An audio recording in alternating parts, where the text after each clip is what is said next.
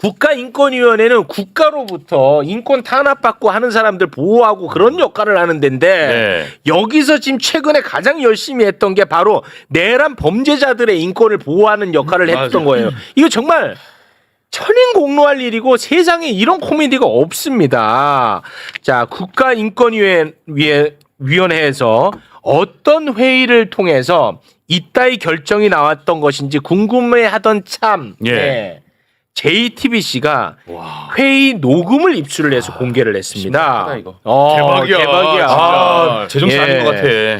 자, 변태업소 단속에 걸렸던 검사 출신 김용원. 네. 이분이 상임위원입니다. 예. 상임위원. 자, 이분이 내란 사령관들에 대해서 너무 걱정을 많이 해요. 진짜 어이가 없죠. 네. 자, 그 회의에 녹음됐던 내용이 공개됐거든요. 네. 그 일부 듣겠습니다. 기본적으로 이 모든 것이 구속 상태에서 나오는 보수 허가를 적극 검토할 필요가 있다. 이런 내용의 의견 표명을 할 필요가 있고 수임한 부분을 지휘하는 최고급 지휘관을 갖다가 언론에 노출될 때 이 수갑을 채운 상태를 노출할 필요가 없죠. 와, 김용원 상임위원은 내란 장성들의 인권을 저렇게 걱정해. 네. 가둬둬서도 안 되고 수갑 채워서도 안 된다. 저렇게 아주 행여나 다칠까봐 저렇게 아주 전전긍긍합니다. 내란 이후에 최고급 지휘관이라는 단어 써가면서 최고급 지휘관. 내란 장성들한테 네. 정말 어이없죠. 참고로 저분도 인권위 2인자인데 검사 출신이죠. 검사 출신. 네. 변태 영업 단속에 걸렸던 그런 분입니다. 우리가 인권위원회 1인자부터 얘기 안 할 수 없죠. 아, 네. 안창호 인권위원장. 안창호. 이름 바꿔야 돼. 이분이 원래 어디 소속이었죠? 서울 검찰청 출신의 검사입니다. 물론 그 뒤에 헌법재판관도 하긴 했는데 그러니까 윤석열 정부에서 인권이 뭔지를 보여주는 좋은 사례라고 생각합니다. 그러니까 윤석열이라는 사람이 추구했던 인권위원회 상에 부합하는 인권위원장의 인권위원인 거죠. 네. 이거를 이제 우리가 볼 땐 아니 어떻게 저런 사람들이 맞지 하는데 그 사람들 입장에서 보면 안창호 위원장도 예를 들어서 예전에 교회 나가서 간증하면서 동성애를 비판할 권리를 우리가 보장받아야 된다 뭐 이런 말씀을 하던 분인데다가 네. 또 검사인 상임위원을 또 배정한 거 아닙니까? 네. 여기서 잠깐만 하나만 더 잔소리를 하면 국가인권위원회가 뭐 하는 데냐라고 네. 하면 유엔에 유엔 인권위원회가 있어요. 아시는 것처럼. 네. 그거 되게 중요한 데거든요. 여기에서 전 세계에다 지부를 둘 수가 없으니까 각 나라마다 전 세계 인권 표준인 유엔의 표준을 달성할 걸 목적으로 해서 국가마다 인권위원회가 설치가 되는 거예요. 그래서 이건 다른 부서보다 더 유엔하고 가깝게 해야 되고 소위 말하는 글로벌 스탠다드라는 게 있는 거거든요. 네네. 그런데 이제 윤석열 눈에는 그렇게 안 보였겠지. 매우 몹시 마음이 불편했겠지. 그래서 어떤 의미에서는 인권위원회 정반대되는 사람들을 집중적으로 배치한 거고 네. 지금 이제 JTBC 칭찬을 방금 하셨지만 이 녹음을 JTBC가 들어가서 했을까요? 그건 아니겠죠. 누군가 했겠지. 네. 그러니까 제 말은 원래 인권위원회에서 정말 인권을 위해서 일하시는 분들이 이런 발언을 듣고 분개한 끝에 이런 폭로가 나왔다고 저는 보는 그렇게 겁니다. 보입니다. 예. 네. 뭐 이분이 이번 한 번만 이렇게 한 게 아니라 거의 어떤 의미에서 인권위원회 할 때마다 정말 건건이 뉴스를 만드셔서 상임위 할 때마다 가서 앉아 있으면 뒷목 잡고 있다가 내려오는 일이 너무 많았어요. 지옥이겠죠. 몇 가지 뭐 좀 사례를 한번 좀 소개를 해볼까요? 네, 너무 좋습니다. 예.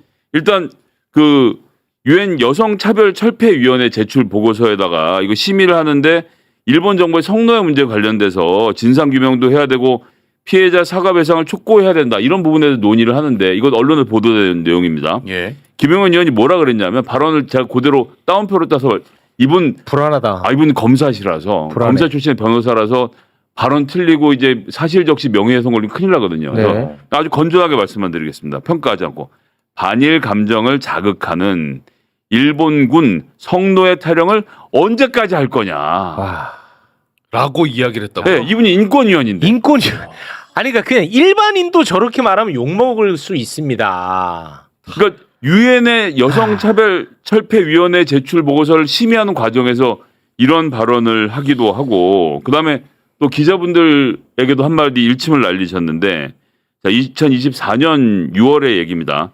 상임위 비공개로 전환을 하면서 한겨레하고 경향신문을 거론하면서 이것도 또 제가 인용으로 말씀드리겠습니다. 평가하지 않고 기레기들이 들어와 방청하고 쓰레기 기사를 쓴다.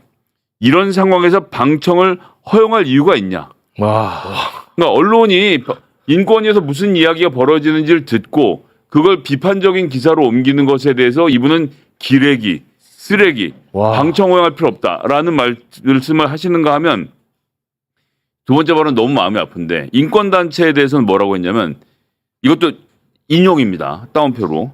인권 장사치들이 방청을 하고 회의 내용을 왜곡하고 무분별하게 인권위원 사퇴를 요구하는 작태가 벌어진다.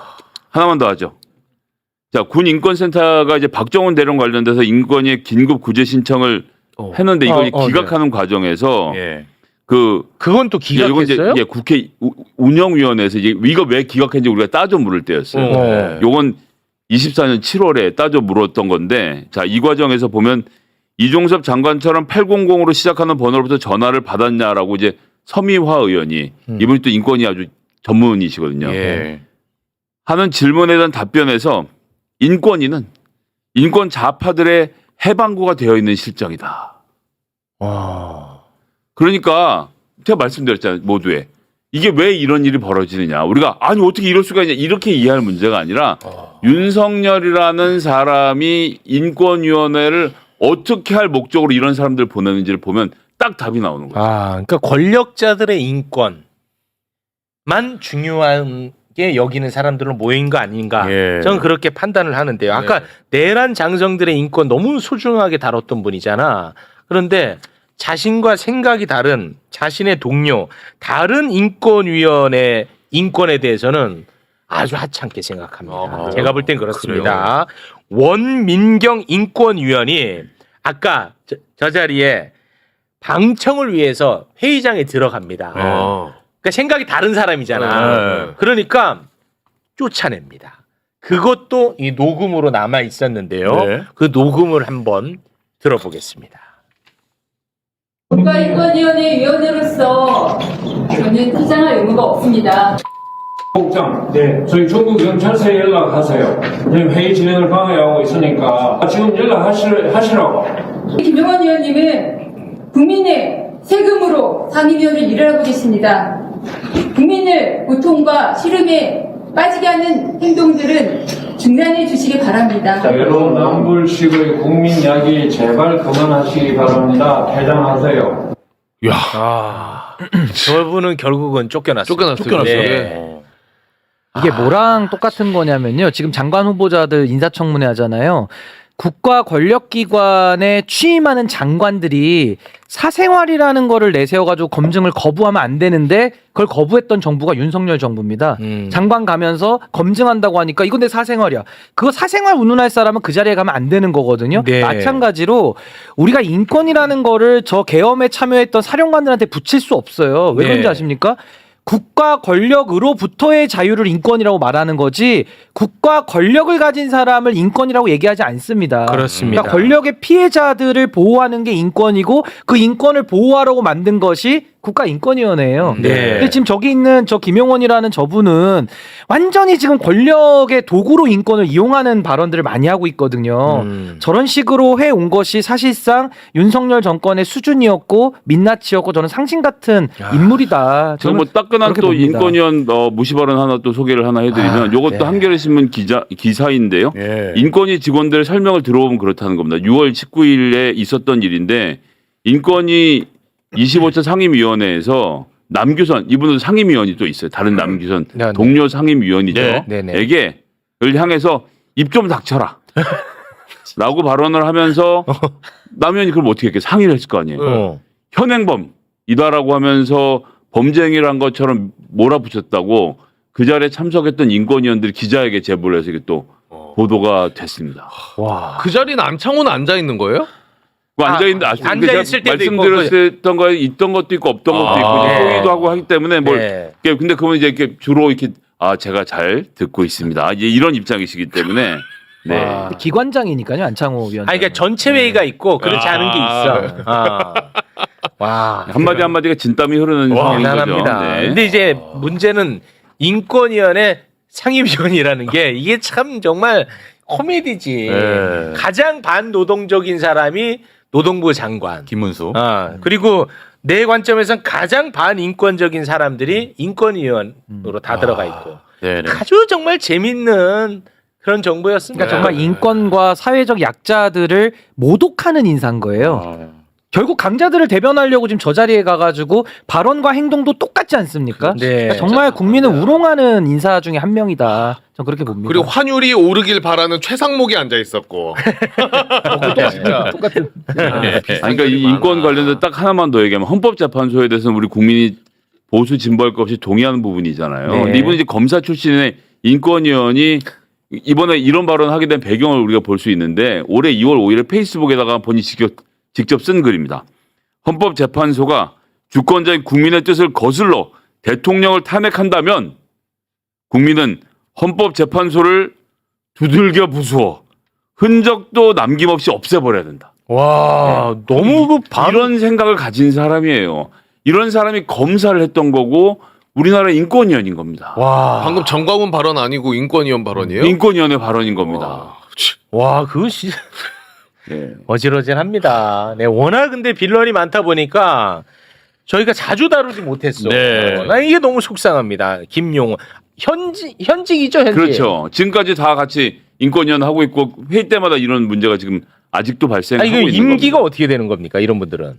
임기가 제가 기억으로는 지금 3년으로 알고 있는데 하여튼 아직 임기가 남았습니다. 그러니까 정권과는 관련 없이 그냥 가는 거잖아요. 국가인권위원회는 독립적인 기구이기 그렇잖아요. 때문에 그렇죠. 예. 차관급이구나. 그게 문제야. 차관급이네. 아, 이런 사람들 쫓아낼 수가 없어요. 방법이 없는 네. 거예요. 임기가 정해져 있어서 예, 그렇습니다. 이거 뭐 쫓아내는 방식으로 해서 정권이 바뀔 때마다 다 갈아치우게 되면 안 된다라고 해서 조금 전에 말씀드렸지만 유엔 인권위원회부터 같이 만들어져 있는 네트워크이기 때문에 저희가 매우 신중하게 다루어야 하는데 예. 그런 인권위원회 검사들만 쭉 갖다 배치해 놓은 윤석열의 작품인 거죠, 사실은. 네. 3년이네요, 3년. 3년. 아, 이거 참 슬픕니다. 네. 아주 뭐 씁쓸한 이야기를 나눴는데요. 네.